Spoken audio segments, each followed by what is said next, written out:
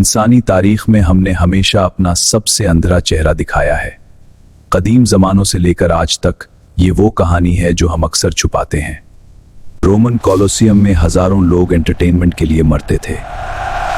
Gladiators मौत तक लड़ते थे, जबकि बादशाह और लोग तालियां बजाते थे। इंडियन मिडिल एजेस में नया टेरर आया। टॉर्चर डिवाइसेस जैसे आयरन मेडन लोगों के जिस्म और रूह को कुचाल देते थे इंसाफ के नाम पर। ब्लैक डेथ ने लाखों लोग मारे। सड़कों पर लाशें सारी थी और डर और अंधविश्वास ने यूरोप को निगल लिया। स्पेनिश इंक्विजिशन ने हजारों लोगों को टॉर्चर और कत्ल किया, सिर्फ हेरेसी के शक की वजह से, सब कुछ खुदा के नाम पर। सदियों तक अफ्रीका से लाखों लोग चुराए गए, जहाजों में माल की तरह बंद कर ब्रूटल स्लेवरी में बेच दिए गए।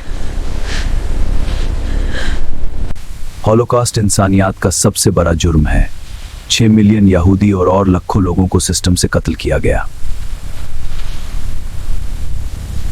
एक ही फ्लैश में न्यूक्लियर आग ने हिरोशिमा तबाह कर दिया और वॉरफेयर को हमेशा के लिए बदल दिया।